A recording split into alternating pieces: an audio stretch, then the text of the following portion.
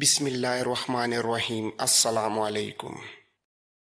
سلطان ایوبی اپنی فوج اپنے بھائی العادل کی زیر کمان حلب کے مضافات میں چھوڑ آیا تھا۔ اسے کسی طرح اندازہ ہو گیا تھا کہ صلیبی اتنی جلدی شام تک نہیں پہنچیں گے۔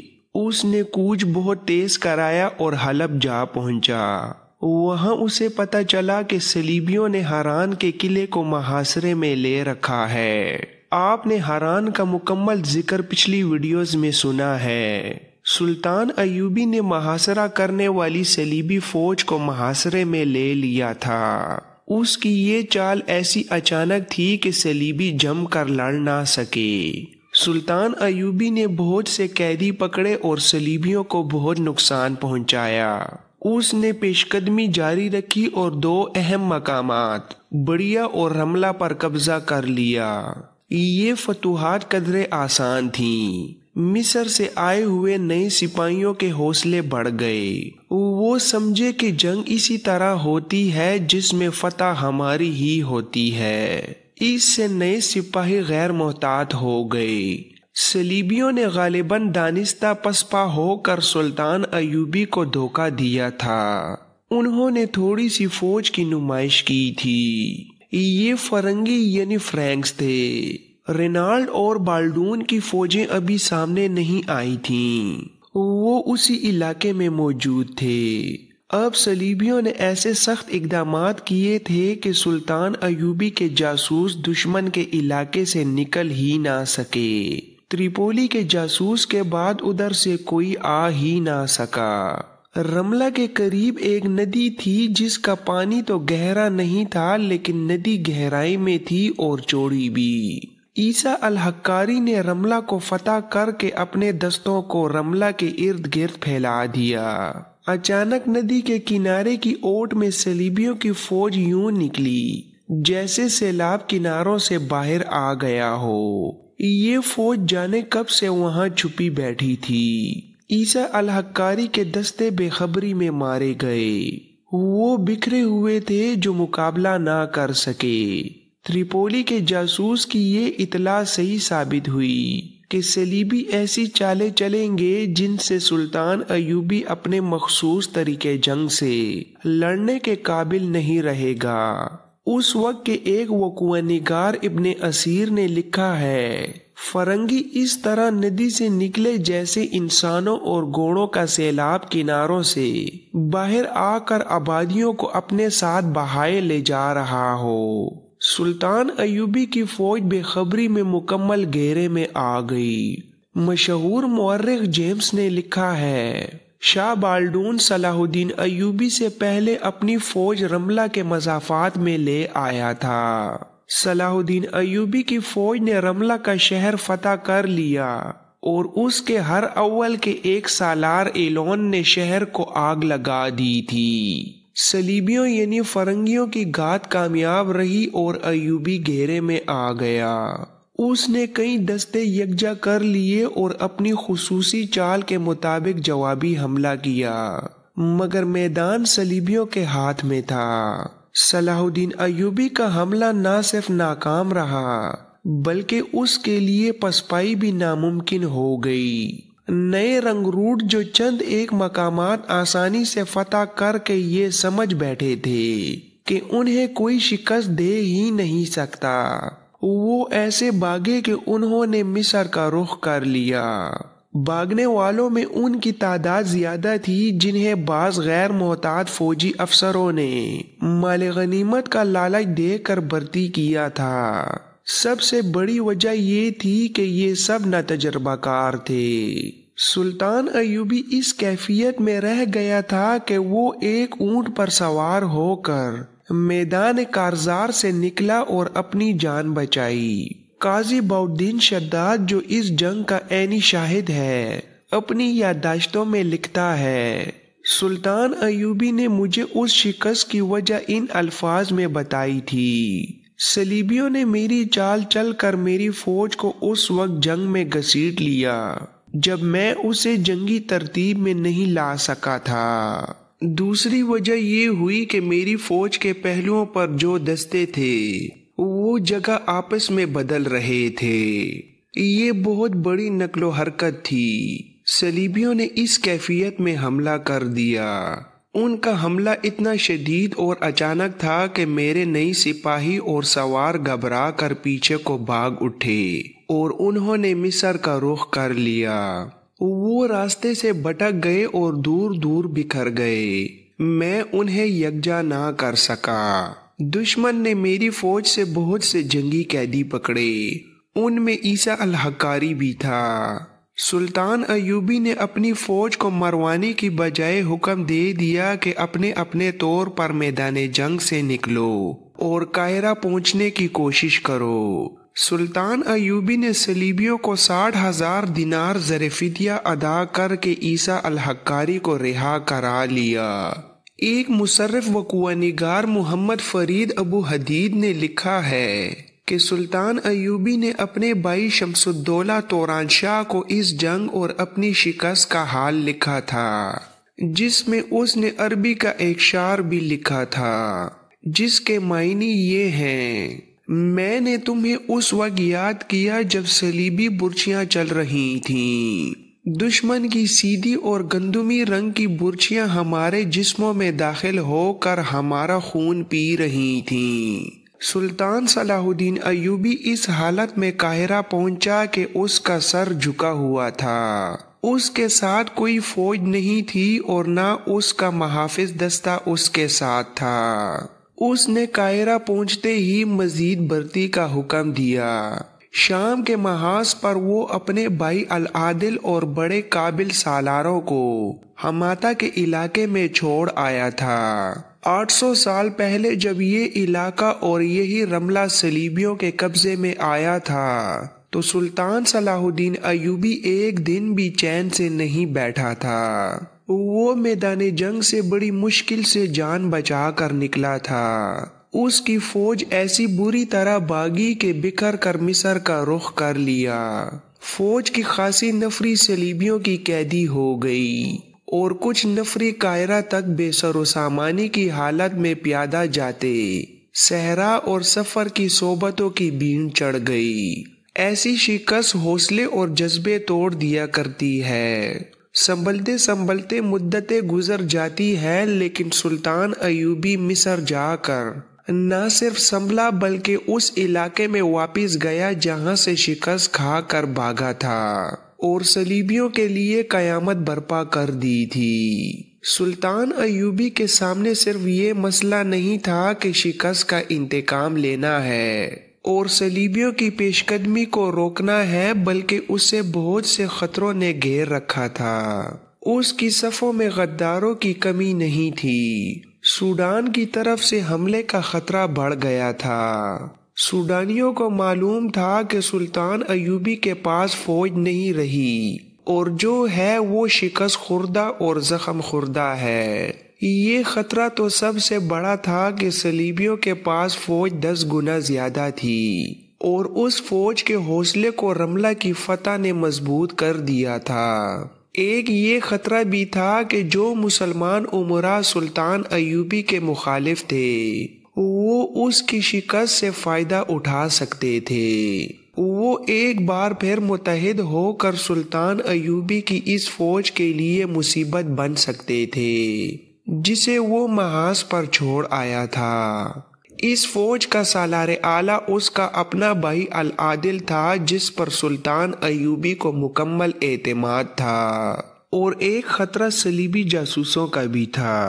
پسپائی کے وقت صلیبیوں کے جاسوسوں کا بھی مصری فوج کے بیس میں مصر پہنچ جانا آسان تھا۔ یہ جاسوس مصر میں افواہیں پھیلا کر قوم کی حوصلہ شکنی کر سکتے تھے۔ اس شکست کے بعد العادل قرون حماتہ تک پیچھے ہٹ آیا تھا۔ اس سیریز کی پچھلی ویڈیوز میں آپ نے حماتہ کی جنگ کی تفصیل سنی ہے۔ یہاں سلطان ایوبی نے اپنے مخالف مسلمان امراء کو شکست دی تھی۔ حماتہ کا قلعہ بھی تھا۔ صلیبی سلطان کو شکست دے کر حماتہ کی طرف بڑھے۔ العادل خود بھی قابل سالار تھا اور اس کے ساتھ جو سالار تھے وہ مردان حر تھے۔ ان کا دین و ایمان سلطان ایوبی کی طرح پختہ تھا۔ العادل اپنے بھائی سلطان ایوبی کا شاگرد تھا۔ جنگی چالوں کی مہارت اس سے سیکھی تھی۔ اسے اندازہ تھا کہ صلیبی اتنی بڑی اور اتنی آسان فتح کے بعد رملہ میں ہی خیمہ زن نہیں ہو جائیں گے۔ اس نے کسی بحروب میں اپنے جاسوس پیچھے چھوڑے اور خود فوج کے ساتھ حماتہ کا رخ کیا۔ اسے پتہ چل گیا تھا کہ سلطان ایوبی مصر چلا گیا ہے۔ اس کا اندازہ صحیح ثابت ہوا۔ جاسوسوں نے اسے اطلاع دی کہ صلیبیوں کی فوج حماتہ کی طرف پیش قدمی کر رہی ہے۔ العادل نے اپنی فوج کی کیفیت دیکھی جو اچھی نہیں تھی۔ سپاہیوں کا حوصلہ مجروح ہو گیا تھا۔ گھوڑوں اور اونٹوں کی بھی کمی ہو گئی تھی۔ رسد کی کیفیت بھی تسلی بخش نہیں تھی۔ البتہ وہ فوج کو بڑی اچھی جگہ لے آیا تھا جہاں سبزہ پانی اور علاقہ پہاڑی تھا۔ العادل نے فوج کو ایک جگہ جمع کر لیا۔ اس نے دیکھا کہ اونٹوں کی خاصی تعداد زخمی ہے۔ اس نے ان اونٹوں کو ذبح کرا دیا اور فوج سے کہہ دیا کہ پیٹ بھر کر گوشت کھا لے۔ اس طرح اس نے رات کو ایک وسیع وادی میں جشن کا منظر بنا دیا۔ شام کو ہی اس نے حلب اور دمشق کو اس پیغام کے ساتھ قاصد دوڑا دیے تھے کہ جس قدر رسد جانور اور اسلحہ بیچ سکتے ہو بیچو۔ رات جب سپاہی اونٹ کا گوشت کھا کر سیر ہو چکے تو العادل ایک ٹیکری پر چڑھ گیا۔ اس کے دائیں بائیں 2 مشل بردار کھڑے تھے۔ اس نے انتہائی بلند آواز میں کہا، اللہ اور رسول صلی اللہ علیہ وآلہ وسلم کے مجاہدوں، اس حقیقت کو قبول کرو کہ ہم شکست کھا کر آئے ہیں۔ کیا تم اس حالت میں اپنی ماں، اپنی بہنوں، اپنی بیویوں اور اپنی بچیوں کے سامنے جاؤ گے اور انہیں یہ بتاؤ گے کہ ہم اپنے رسول صلی اللہ علیہ وآلہ وسلم کے منکروں سے شکست کھا کر آئے ہیں؟ کیا تمہاری مائیں تمہیں دودھ کی داریں بخش دیں گی؟ وہ گھروں میں بیٹھی اس خبر کا انتظار کر رہی ہیں کہ ہم نے قبلہ اول کو کفار کے قبضے سے آزاد کرا لیا ہے۔ انہیں معلوم ہے کہ جن علاقوں میں کفار قابض ہیں وہاں وہ مسلمان عورتوں کو بے آبرو کر رہے ہیں۔ ذرا سوچو کہ اپنی ماں اور بہنوں کو کیا جواب دو گے۔ تم میں سے جو یہاں سے پیچھے جانا چاہتے ہیں وہ الگ کھڑے ہو جائیں، میں انہیں نہیں روکوں گا، انہیں گھروں کو جانے کی اجازت ہے۔ العادل خاموش ہو گیا۔ فوج پر بھی خاموشی طاری تھی۔ کوئی ایک بھی سپاہی الگ نہ ہوا۔ کسی سپاہی کی آواز گرجی، سالار اعلیٰ ہمیں اپنا مقصد بتائیں۔ آپ کو کس نے بتایا ہے کہ ہم گھروں کو جانا چاہتے ہیں؟ ایک اور آواز گرجی، اگر میں پسپائی میں مارا گیا تو یہ میری وصیت ہے کہ میری لاش دفن نہ کی جائے، گدوں اور بھیڑیوں کے لیے پھینک دی جائے۔ پھر کئی آوازیں اور سنائی دیں۔ ہر آواز میں جذبے کا جوش تھا۔ العادل کا سینہ پھیل گیا اور اس نے کہا، دشمن تمہارے پیچھے آ رہا ہے۔ تمہیں یہ ثابت کرنا ہے کہ رملہ کی فتح اس کی آخری فتح ہے۔ آج کی رات اور کل کا دن مکمل آرام کرو۔ کل رات تمہیں بتا دیا جائے گا کہ ہم کیا کریں گے۔ العادل نے فوج سے فارغ ہو کر اپنے سالاروں اور کمانداروں کو اپنے خیمے میں بلا لیا اور انہیں ہدایات دیں کہ کل رات وہ اپنے دستوں کو کہاں کہاں لے جائیں گے۔ حماتہ کا قلعہ قریب ہی تھا۔ صلیبی بہت تیزی سے پیش قدمی کر رہے تھے۔ یہ بالڈون کی فوج تھی۔ اسے معلوم تھا کہ آگے حماتہ کا قلعہ ہے اور العادل کی فوج اسی قلعے میں ہوگی۔ اسے جاسوسوں کے ذریعے یہ بھی معلوم تھا کہ جو فوج حماتہ کی طرف پسپا ہو کر گئی ہے اس کا کمانڈر العادل ہے اور العادل سلطان ایوبی کا بھائی ہے۔ یہ تو معمولی سا فوجی بھی سمجھ سکتا تھا کہ تھکی ہوئی اور شکست خوردہ فوج اپنے قریبی قلعے میں ہی جائے گی۔ چنانچہ صلیبی بادشاہ بالڈون نے برگرفتار پیش قدمی کر کے حماتہ کے قلعے کا محاصرہ کر لیا۔ اس نے اعلان کیا کہ قلعے کا دروازہ کھول دیا جائے ورنہ قلعے کو زمین سے ملا دیا جائے گا۔ وہ اس خیال میں تھا کہ العادل کی فوج لڑنے کی حالت میں نہیں۔ اعلان کے جواب میں قلعے کی دیوار سے تیروں کی بوچھاڑیں آئیں۔ بالڈول نے ایک بار پھر اعلان کرایا کہ یہ خون خرابہ بے مقصد ہوگا، تم لڑ نہیں سکو گے اور قلعہ ہمارے حوالے کر دو۔ میں وعدہ کرتا ہوں کہ کسی قیدی کے ساتھ ناروا سلوک نہیں کیا جائے گا۔ قلعے کے اوپر سے آواز آئی، اتنی دور رہو جہاں تک ہمارے تیر نہ پہنچ سکیں۔ قلعہ تمہیں دینے کی بجائے اسے ہم خود زمین سے ملا دیں گے۔ ہمارا خون بے مقصد نہیں بہے گا لیکن تم بے مقصد موت مرو گے۔ قلعے کی دیواروں پر جو کھڑے تھے انہیں صلیبیوں کی فوج یوں دکھائی دے رہی تھی جیسے سمندر کی موجیں ہر طرف سے قلعے کو نرخے میں لیے ہوئے ہوں۔ اس کے مقابلے میں قلعے میں جو فوج تھی وہ نہ ہونے کے برابر تھی، لیکن اس قلیل فوج کے کمانڈر ہتھیار ڈالنے پر آمادہ نہ تھے۔ فوج بہت تھکی ہوئی تھی۔ یہ تعاقب تھا، اس لیے بالڈون اس کوشش میں تھا کہ العادل کو کہیں آرام کرنے اور اپنی فوج کو ازسرنو منظم کرنے کی مہلت نہ دے۔ وہ العادل کو زندہ پکڑنا چاہتا تھا۔ صلاح الدین ایوبی کا بھائی ہونے کی وجہ سے العادل بڑا ہی قیمتی قیدی تھا۔ اس کے عوض صلیبی سلطان ایوبی سے کڑی شرطیں منوا سکتے تھے، کوئی علاقہ لے سکتے تھے۔ بالڈون کو پوری توقع تھی کہ وہ قلعہ اور قلعے کی فوج العادل سمیت لے لے گا۔ بالڈون نے اپنی فوج کو قلعے سے اتنی دور پیچھے ہٹا لیا تھا جہاں تک قلعے والوں کے تیر نہیں پہنچ سکتے تھے۔ اسے ایسا خطرہ تو تھا ہی نہیں کہ باہر سے کوئی فوج اس پر حملہ کر دے گی۔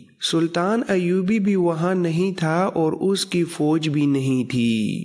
بالڈون کو حماتا کا قلعہ اپنے قدموں میں پڑا نظر آ رہا تھا۔ شام کے فوراً بعد وہ اپنے کمانڈروں کو اگلے روز کے احکامات دے کر اپنی ذاتی خیمہ گاہ میں چلا گیا تھا جو فوج سے کچھ دور پیچھے تھی۔ اس دور کے جنگجو بادشاہوں کی خیمہ گاہیں شیش محل سے کم نہیں ہوتی تھیں۔ بالڈون تو فاتح تھا۔ 3-4 صلیبی لڑکیاں اس کے ساتھ تھیں اور 4 وہ مسلمان لڑکیاں تھیں جنہیں صلیبی کمانڈروں نے مفتوحہ علاقے سے پکڑا اور بالڈون کو بطور تحفہ پیش کی تھیں۔ یہ لڑکیاں عرب کے حسن کا شاہکار تھیں۔ صلیبی لڑکیوں نے انہیں ذہن نشین کرا دیا تھا کہ ان کا رونا اور آزاد ہونے کے لیے تڑپنا بیکار ہے۔ انہیں یہ بھی بتایا گیا تھا کہ وہ خوش قسمت ہیں جو صلیب کے بادشاہ کے حصے میں آئی ہیں۔ جو لڑکیاں صلیبی فوجیوں کے قبضے میں آتی ہیں ان کا حشر دیکھ کر زمین اور آسمان کانپتے ہیں۔ تمہیں آخر کسی مسلمان امیر یا حکام کے حرم میں جانا تھا جہاں تم قید ہوتی۔ 2-4 سال بعد جب تمہاری نوجوانی کی کشش مان پڑنے لگتی تو تمہیں کسی سوداگر کے ہاتھ فروخت کر دیا جاتا۔ تم اگر اپنی فوج کے ہاتھ چڑھ جاتی تو تمہارے مسلمان بھائی تمہارا وہی حشر کرتے جو ہماری فوج کرتی ہے۔ عورت کا کوئی مذہب نہیں ہوتا، اسے جس کے ساتھ بیاہ دیا جائے یا وہ جس کے قبضے میں آ جائے وہی انسان اس کا خدا اور اس کا مذہب بن جاتا ہے۔ پھر کیوں نہ تم اس انسان کے پاس رہو جو میدان جنگ کا بادشاہ ہے، ایک ملک کا بادشاہ ہے اور دل کا بھی بادشاہ ہے۔ پہلے روز لڑکیاں تڑپی تھیں، ان پر تشدد نہ کیا گیا، انہیں کوئی دھمکی نہ دی گئی۔ بالڈون نے جب دیکھا کہ یہ نوجوان ہے اور خوبصورت بھی ہیں تو اس نے اپنی ہائی کمانڈ کے جرنیلوں سے کہا تھا کہ ان لڑکیوں کو ٹریننگ دے کر بہتر طریقے سے استعمال کیا جا سکتا ہے۔ ایسی قیمتی لڑکیوں کو عیاشی کا ذریعہ بنا کر ضائع نہیں کرنا چاہیے۔ چنانچہ اس نے انہیں اپنے پاس رکھ لیا تھا، مگر اس سے یہ توقع نہیں رکھی جا سکتی تھی کہ وہ انہیں بیٹیاں بنا کر رکھے گا۔ اس نے ان کے ساتھ وہی سلوک کیا جس کی توقع تھی، لیکن انہیں اپنی قوم کی شہزادیوں جیسی اہمیت دی، انہیں سبز باغ دکھائے اور باتوں باتوں میں انہیں آسمان تک پہنچا دیا۔ ہمیں اپنی عصمت کی قربانی دینی ہی پڑے گی۔ ان میں سے ایک لڑکی نے اس وقت کہا جب چاروں کو تنہائی میں باتیں کرنے کا موقع ملا تھا، ہمیں فرار ہونا چاہیے اور انتقام لینا چاہیے۔ دوسری نے کہا، لیکن یہ اس وقت تک ممکن نہیں جب تک ہم ان پر یہ ظاہر نہ کریں کہ ہم نے ان کی غلامی دلی طور پر قبول کر لی ہے۔ پہلی لڑکی نے کہا، ہمیں اپنا اعتماد پیدا کرنا ہے، میرے والد سلطان ایوبی کی فوج میں ہے۔ ایک اور لڑکی نے کہا، آج کل مصر میں ہیں۔ انہوں نے بتایا تھا کہ کافروں کی لڑکیاں اپنی قوم اور اپنی صلیب کی خاطر اپنی عزت کی قیمت دے کر ہمارے بڑے بڑے حاکموں کو صلیب کی وفادار بنا لیتی ہیں، کسی کو قتل کرنا ہو تو قتل کرا دیتی ہیں، ہماری فوج کے راز معلوم کر کے اپنے حاکموں تک پہنچاتی ہیں۔ ایک اور لڑکی بولی، میں جانتی ہوں ان کی لڑکیاں وہی کام کرتی ہیں جو ہمارے مرد جاسوس دشمن کے ملک میں جا کر کرتے ہیں۔ وہ چپ ہوئی اور ادھر ادھر دیکھ کر رازداری سے بولی، اگر ہم انہیں کہہ دیں کہ ہم ان کا مذہب قبول کرتی ہیں تو ایسا موقع پیدا ہو سکتا ہے کہ ہم اس بادشاہ کو قتل کر دیں۔